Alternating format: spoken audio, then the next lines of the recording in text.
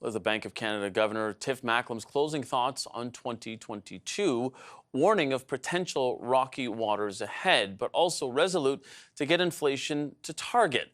So what's in store for Canadians in the new year? Let's bring in BNN Bloomberg's senior anchor, John Ehrlichman. John, thanks for joining us. What is in store for Canadians heading into the new year? I think you said it, Mike. It looks rocky, unfortunately. There's a lot of uncertainty, and that balancing act that we saw from the Bank of Canada governor in his final speech of the year really speaks to it. We have seen an unprecedented increase in interest rates this year because of that inflation concern. I mean, you just had the NDP leader, Jagmeet Singh, talking about the challenge Canadians are having right now in paying for their grocery bills. But as rates continue to rise, obviously there's a concern about a cooling economy. But that comment from Tiff Macklem suggesting that fighting inflation is the greater fight at this point is an important one. Remember, the final interest rate decision of the year came last week.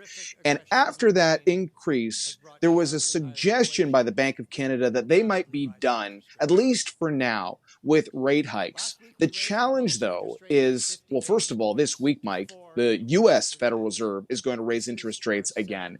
And if they continue to raise interest rates at a greater pace than Canada, that's actually a bit of a challenge for the Bank of Canada.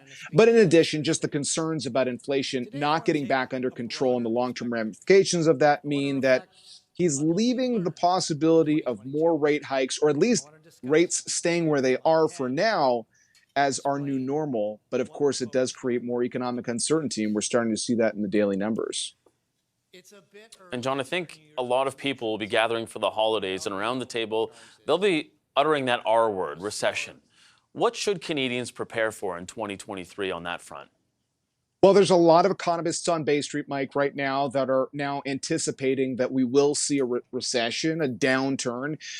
There's a lot of polling of Canadians who are preparing for that reality as well. I think the bigger question, though, is what kind of downturn are we talking about? Are we talking about something that is quick and shallow? Is it deep and long? And I think that's where a lot of the uncertainty lies. And it gets back to those comments that Tiff Macklem was addressing, that balancing act right now, because the short-term pain is meant to alleviate a long-term challenge in persistently high inflation. And he went a step further, Mike, in talking about the outlook of some of these issues like the supply chain reshaping that we're looking at, or just the challenges in getting more people into the labor force, as signs that the inflation story is not going to go away quickly. And he did not make any indications that the Bank of Canada is anywhere close to feeling good about the inflation levels, which as of October were still, Mike, pretty close to 7%. And as you know, the target for the Bank of Canada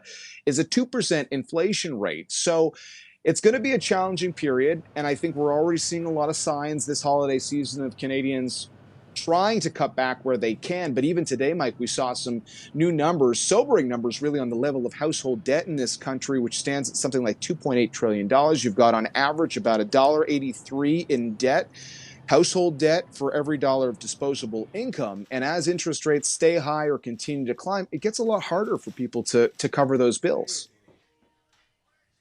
BNN Bloomberg senior anchor, John Ehrlichman. Thank you so much for joining us once again, John. Appreciate it. Thanks, Mike.